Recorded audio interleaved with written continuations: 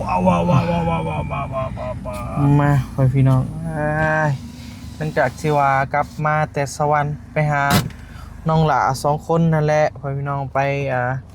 เคสที่ว่าเคสใหม่น้องหลาขายก้อย2 คนไปเลยก็โอ้ยกระบาบลายฝนตกยุงอยู่จนบ่ได้เลยพ่อพี่น้องสบายดีเด้อสบายดีเด้อพี่น้องเด้อโดยเดินทางกับพอคือเก่าพ่อพี่น้องช่วงนี้ก็พลลิ้นแม่นฝนลิ้นพอเนาะกระบาบเห็นเลยกะเบิ่งอยู่ช่อ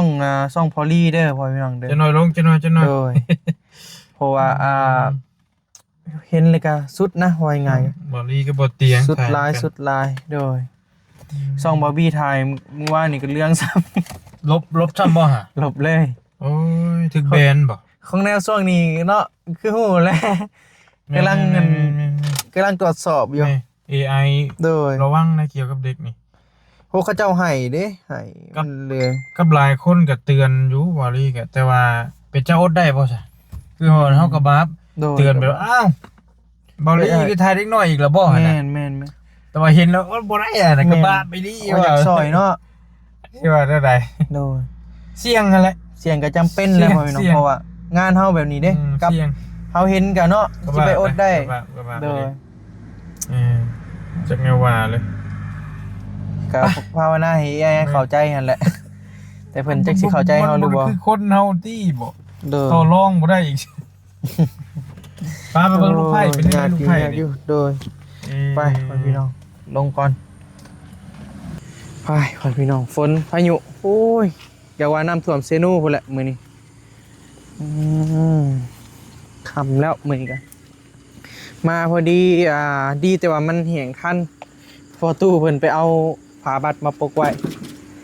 เทคานโดยสำหรับงานเฮาแม่นเรียบร้อยแล้วพ่อพี่น้องเดี๋ยวบ่ฮู้ว่าสร้างเพิ่นอยู่ใกล้บ่เนาะท่านเพิ่นอยู่ใกล้บางทีอยากเอาให้เพิ่นเลยนะโดยไปทำความใจเจ้าก็โดยประมาณนี้แหละถือว่าสำเร็จ 100% แล้ว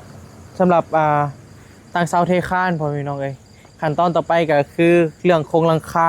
ตอนนี้ก็งบเฮาก็มีมาแล้วเด้อพ่อพี่น้องเด้อคือที่ว่าบอบบี้เซอร์ไฟเงินไปหั่นแหละที่ว่าโครงหลังคาเนาะแล้วจังว่ากันเป็นโครงเล็กหรือว่าโครงไม้ปะฝนตกยันไม้เปียกแซะ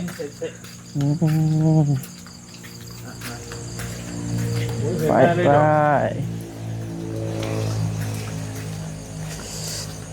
เป็นมากผัดไส้เหรอเอาหายไปได้กี่ที่เซล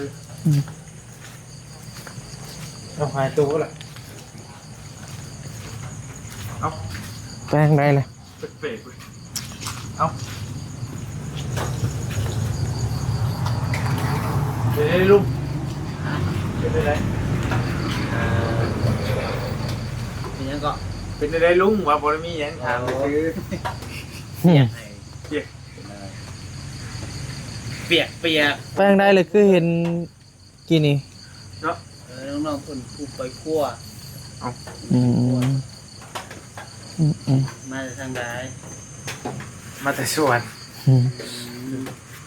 ทางกินข้าวกินน้ำนะพ่อยังแล้วมาถึงท่านี่แล้วปะตองน้ำเนาะเด้อพอดีแล้วจะเห็นน้องๆคนตัวเห็ดจังขับปุ้นก่อนจะพากันเนาะก่อนจะพากันไปแวะกินยุ่แต่เพิ่นว่ามากินที่เขาเตรียมถ่ายอยู่ว่าจะบางเล่นก็เลยว่าจะเป็นแล้วเนาะกำลังว่าชีเวะกับบียาละกินใจเพิ่น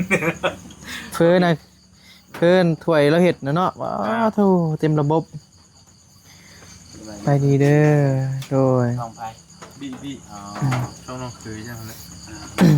ช่องตัวไรฮะช่องตัวไรอันนี้บ่เบิ่งตัวจริงซองหน่อยซองใหญ่โดนดับก่อนซองนี้เพิ่นกำลังตรวจสอบอยู่เน้นซองน้อยบ่เน้นบ่กาแม่นเพิ่นปิดการสั่งรายได้เพิ่นปิดการมองเห็นปิดดีด้วยจะหน่อยนะโดยจะได้ให้แท้ก็เพิ่นบีกำลังอยู่ในขั้นตอนสืบสวนคดีอยู่พ่อพี่น้องในตอนนี้ก็สิว่าแนวใด จังหวะกันใหม่ สิผ่านบ่เนาะ โดย มันวิวอยากคอยขึ้นว่าซั่นซะเนาะ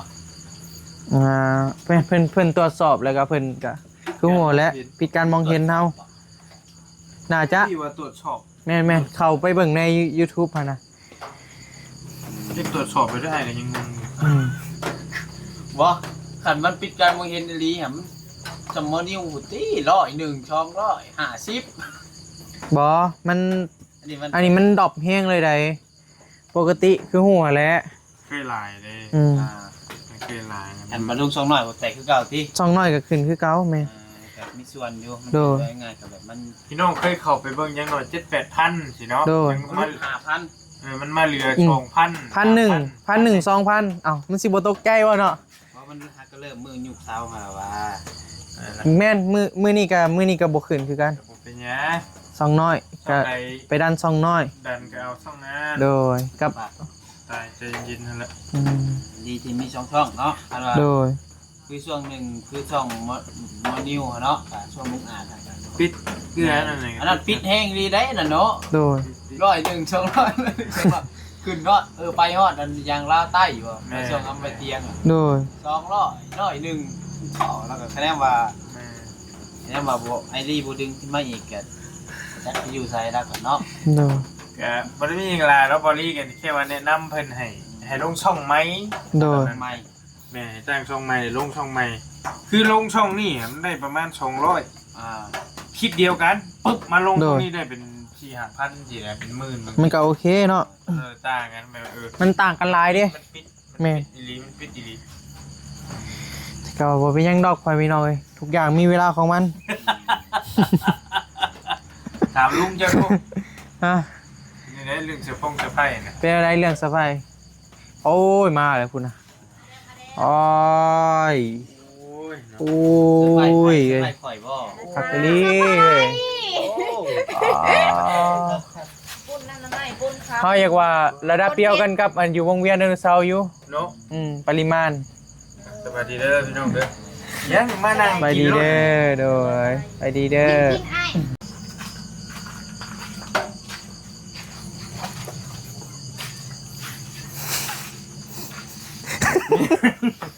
ยังเลยเดี๋ยวผมเป่าผมตีถ่ายคลิปเลยบ่ ทายได้แล้ว เอาเลยโอ้ย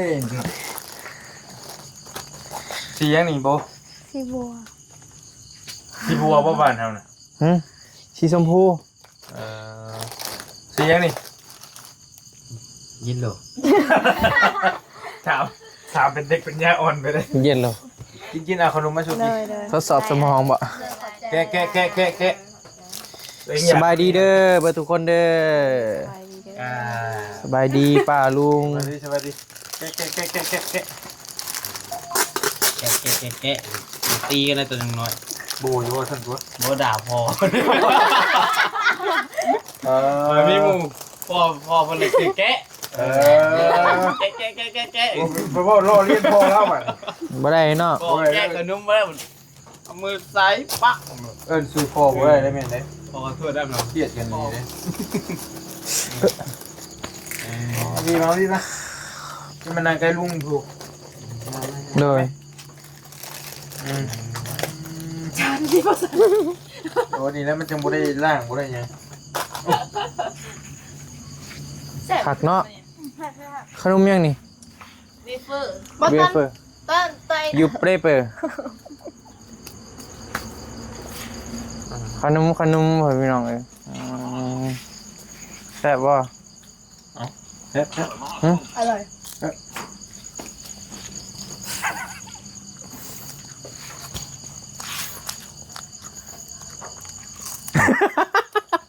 นั่นได้ก็ลึกๆลับๆแล้วก็ตัว มี นี้ ความหนักเอียบอ่ะ มีเสื้อผ้าอีกบ่ บนช่องคือสิบอก แล้วมึงกดบ่ก่อนแล้วจะว่ามีรายชื่ออยู่จักแถวนึง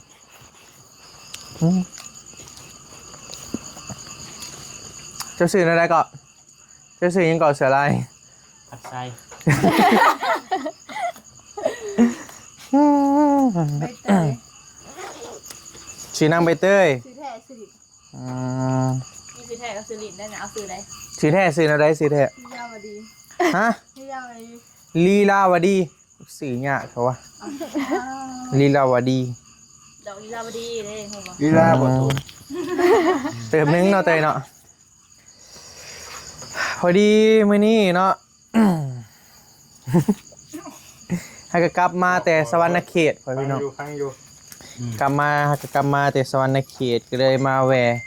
พอดีแม่เฒ่าเพิ่นเฮ็ดข้าวปุ้นหน่อไม้สู่กิน ตอนแรกว่าสิพากันกินอยู่พู้นแล้ว แต่ว่ามาเด้อว่าซั่นก็เลยว่ามาแวะนี่แหละพ่อพี่น้องเพิ่นก็ตั้งใจเฮ็ดให้กินหั่นนะตอนแรกหิวแฮงเด้ว่าสิใส่แล้วอยู่วงเวียนไดโนเสาร์คือเก่าแต่ว่าก็เลยมากินอยู่นี่ก็สำหรับมื้อนี้ก็คือหลายๆคนก็สิฮู้เนาะเพราะว่าบอบบี้ก็เฉลยไปแล้วเงินจำนวนก้อนนั้นเนาะพ่อพี่น้องเนาะ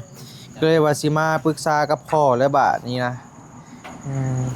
ว่าสิเฮ็ดแนวใดสิแต่งเลยบ่ฮะ เนาะแต่งได้บ่ แต่งเลยบ่ พร้อมอยู่บ่ล่ะ ก็ได้อยู่ ขังมาสอบภาษาอยู่ ผ่าเลย พื้นกฎระเบียบเลย บ่ บ่ได้เนาะ สาป้าลุงก่อน พอดีบอบบี้ก็แจ้งไปแล้วเงินจำนวนนั้นนะมันก็พอในการที่ว่า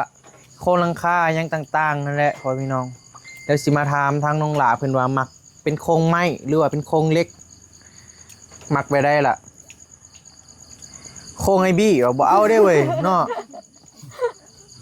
โค้งได้แล้วมา สิโครงเฮา อะไรก็ได้ ฮะ อะไรก็ได้ ป้อนเอาเตาความหมักมันเป็นท่านเจ้าดี เล็กหมัก เล็กได้เล็กแมันบ่โครงเล็ก มาถามผู้เชี่ยวชาญได้บาทนี่ประสบการณ์กว่า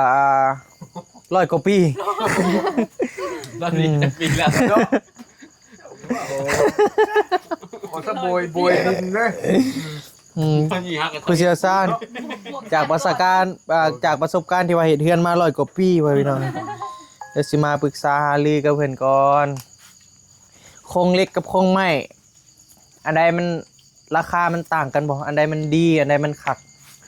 จากที่ว่าเจ้าเคยเฮ็ดมาหลายๆหลัง แล้วตะกี้ แล้วติเกตเป็นบ่ เราชนหลายไอ้กับเล็กบ่ค่อยเฮ็ดบ่ค่อยเฮ็ดฉับ ไม่เห็นบ่ จะไหม้ทั้งนั้นเลย อื สิเฮ็ดมานะ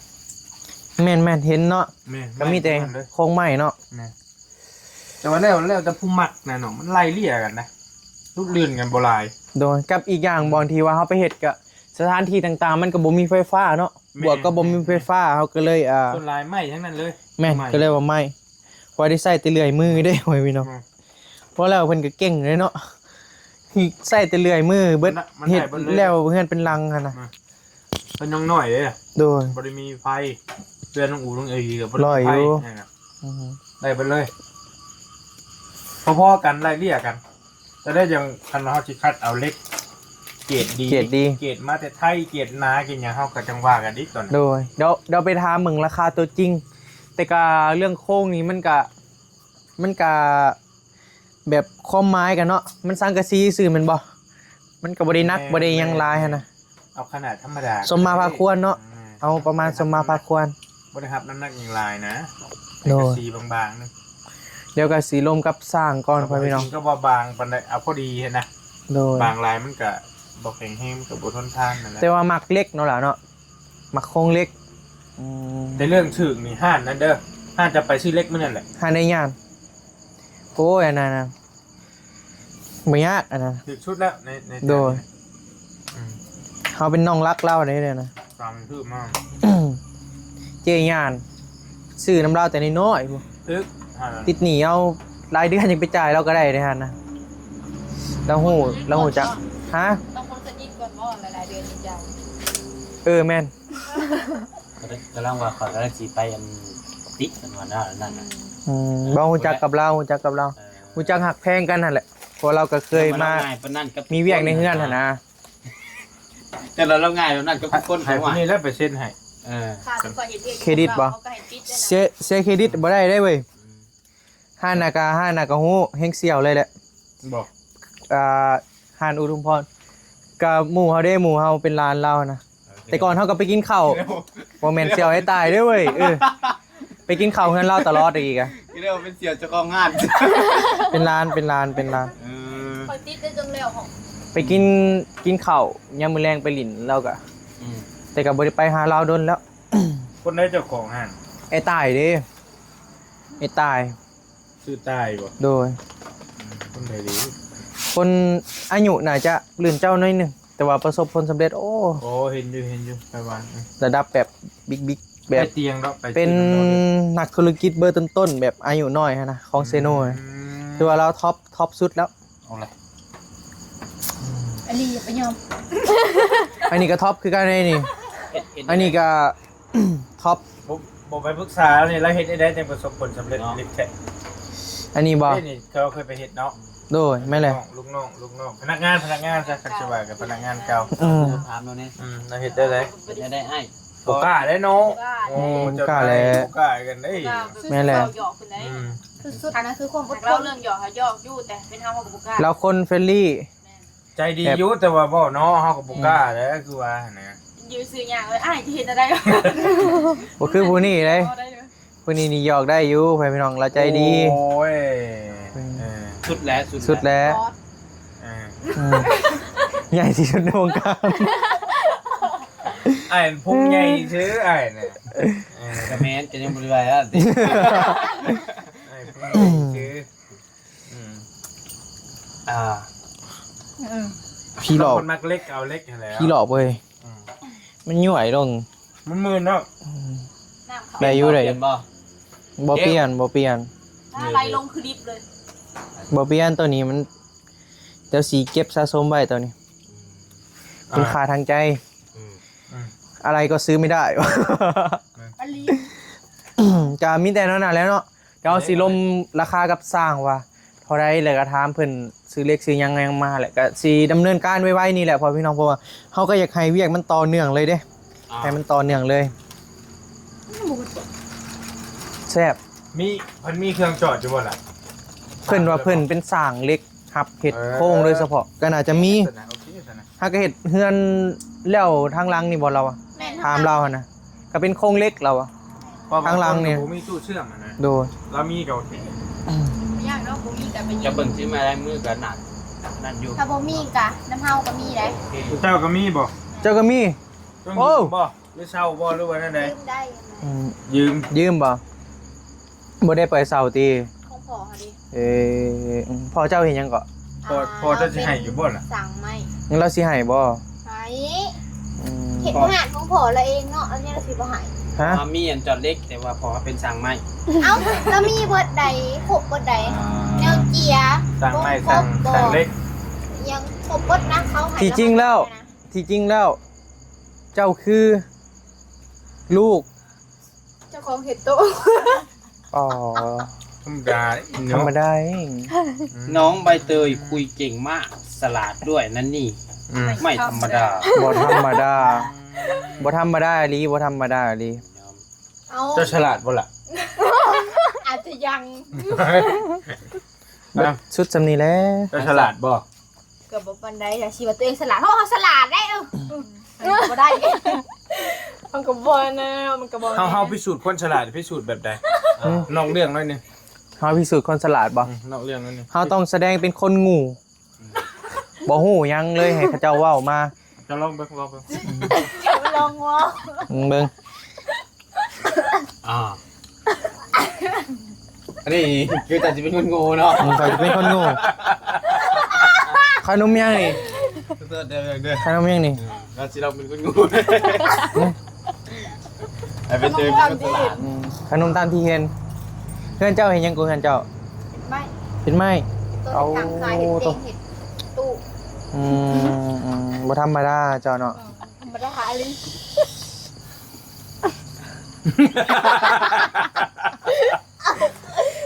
ตันได้เงินมาล้านบาทก็จะเอาไปเฮ็ดหยังนี่ล่ะแล้วเราให้ไอ้ฟังไง ล้านบาท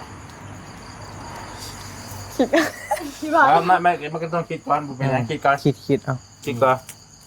จะไปเฮ็ดหยังไง ได้ สิ มาตอนนี้เนาะ ตอนนี้ได้ทำไมไอ้บี้จะให้ตอนนี้ ใส่หนีมันเบิด 1 โอเคใช่นี่ต่อมาเฮ็ดยังไง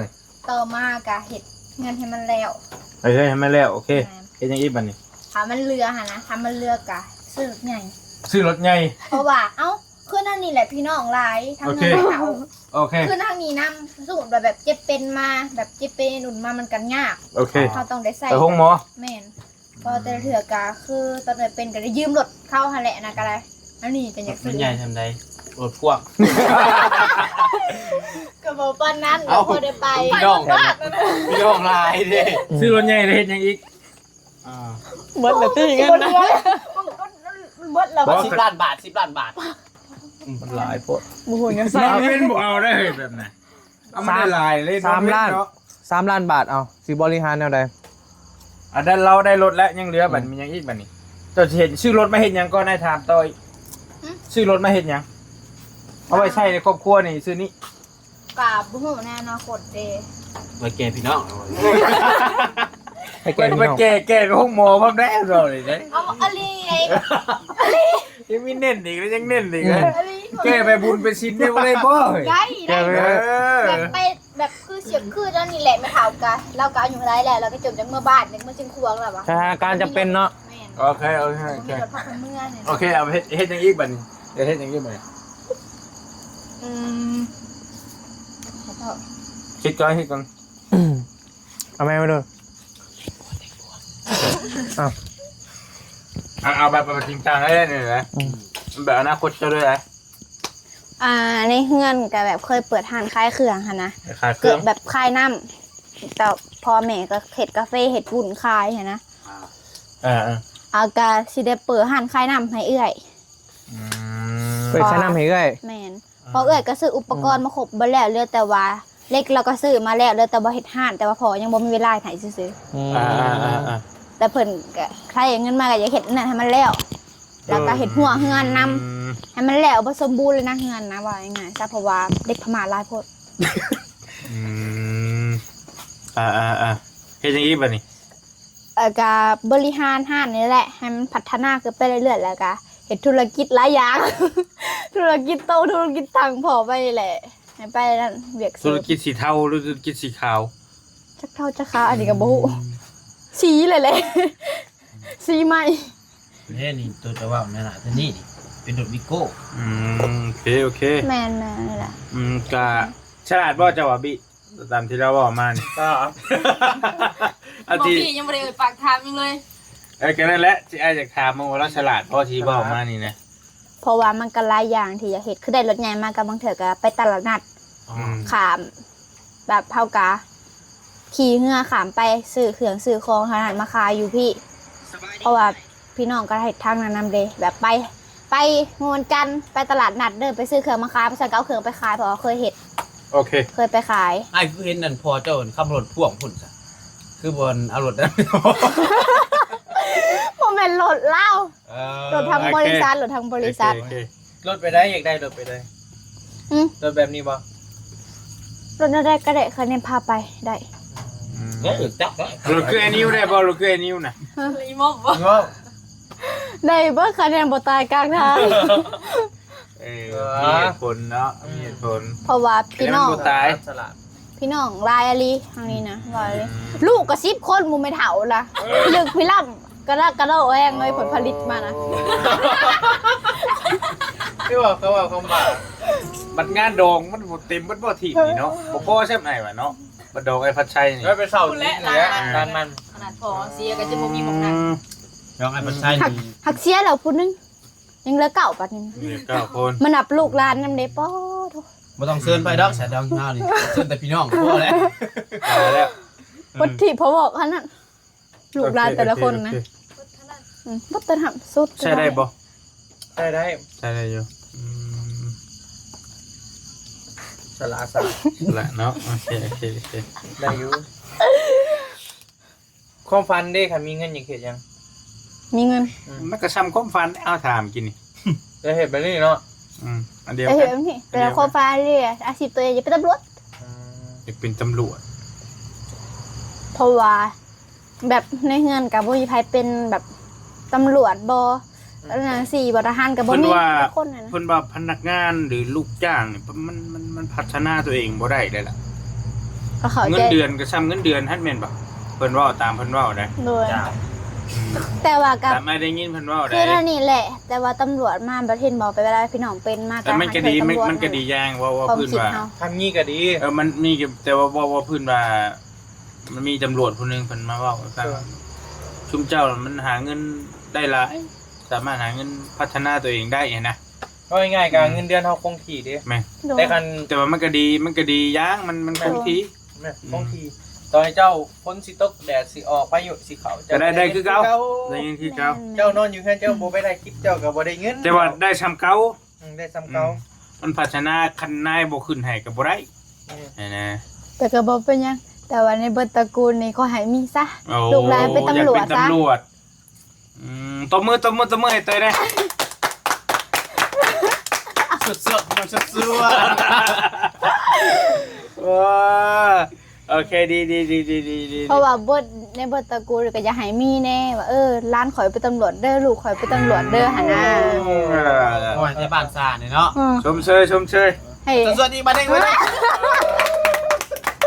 มันโมแม่แล้วมันดีเจแล้วแต่ก็ใช่แล้ว ก็อย่าให้เพิ่นซ่าแน่เรื่องดีๆแน่ในครอบครัวน่ะกะไอ้ว่าอีนี่เอาผัวไว้เนาะอีนี่เฮียนบ่จบเนาะจังซี่บ่ได้นั่นนะอย่าให้เพิ่นซ่าแน่แนวดีๆนะ ให้เสีย บางของหมู่บ้าน เนาะ ของหมู่บ้าน เพื่อนไอ้เคยจะมีขดกคดีกับแมนกับต้องเพิ่นมาได้นี่ก็เข้าใจ ก็คิดเห็นแบบโลกกว้างในฐานะเพราะว่าพี่น้องก็หลายซึ่งว่าผู้นั้นเป็นบ่ผู้นี้เป็นบ่คือคนในบ้านก็หักแพงกันตามนั้นแหละถ้าเพิ่นเป็นหยังมาใส่นี่นะอีนี่เป็นตำรวจเด้อให้เพิ่นต่อยซะหายบ่คันให้มันซะสู้น่ะให้บ่ เฮ้ยหวานเก็บสวยนี่ว่า นั่นแหละ ตอนแรกก็คิดว่าดีอยู่หลังๆมานี่เริ่ม นึกว่าจะเป็นนึกว่าจะเป็นตำรวจของประชาชนสุดท้ายมันหวังนึงช่วยแบบนี้ บ่แบบตามจิตตามใจเขาหนะเขาเว้า ตอนแรกอินอยู่หลังๆมานี่ยาแล้ว โมเมนต์ละ เอาเขา ไม่ เว้า ใช่แล้วไม่โอ้ยเจ๋ย เอากระตามที่เพิ่นเว้าหั่นแหละแบบคือเล่นเรียกอะไรเพิ่นหั่นเด้เพิ่น มัน ก็ ต้อง ให้ มีเนาะกินในปีในเนาะ แต่แมนคมเจ้าอยู่ บ่ว่ามันพญาติว่าอลีแต่ว่าเพิ่นให้หั่นนะแบบน้ำจิตน้ำใจเพิ่นแล้วแต่เพิ่นสิให้หั่นแหละเพิ่นบ่ให้ก็บ่เป็นหยังแล้วแต่เพิ่นอันนั้นก็ได้บ่แม่นเฮาเฮ็ดเวียกอะไรเด้อมันไม่เงินหั่นมันก็บ่ได้อีกกันเลย โอเคขอให้ฐานโชคดี อีกแล้ว ขอให้ความฝันเป็นจริงเด้อ โด เป็น ย ยังดอกทุกอย่างมันมีเวลาของมัน บ่ถ้าบ่ได้เป็นนี่ก็ค้าขายก็ได้ ไอ้ายก็เกือบได้เป็นนายกับตำรวจ เป็นยังคือบ่เป็น ฮะก็ย้อนเป็นโตของไอ้ายเองนี่แหละไอ้จริงบ่เป็น ก็นั่นแหละเป็นตัวของเฮาเองดีที่สุดแล้ว อืม บ่แม่น ได้ป่ะเนี่ย ไอ้น่ะคุณเกียมไว้ให้เบิดแล้ว มีแต่จะตอบว่าไปคือได้เลย ข่อยตอบว่าไปก็คือข่อยได้ไปเลย จักมีได้เนาะเฮาเนาะ แต่ข่อยก็ย้อนข่อยเป็นโตของข่อยเองนี่แหละข่อยก็เลย เลือกตามหัวใจตัวเอง เป็นตัวของตัวเองดีที่สุด บุรอดนี่คือเอา อร่อยคือเก่า นี่แมวจะกระโดดใส่ ก็นั่นแหละได้หลายเด้อ โดย สู้ โด ๆ ย ทุกอย่างมีเวลาของมัน โดยไอ้เลย พรมือเจ้าสิได้เป็นในหรอก โดยบ่ได้เป็นก็ค้าขายหั่นแหละตามนั่นแหละตามประเพณีบ้านเฮา ได้เจ้าตลาดอยู่ ถ้าว่าบ่ได้กับเจ้าก็หาผัวเป็นตำรวจ เอาเอาดิ เชื่อไอ้นี่ ก็ได้ รับตำรวจเด้ ยังอยู่บนสิทธิ์แล้วเนาะ บ่ บอก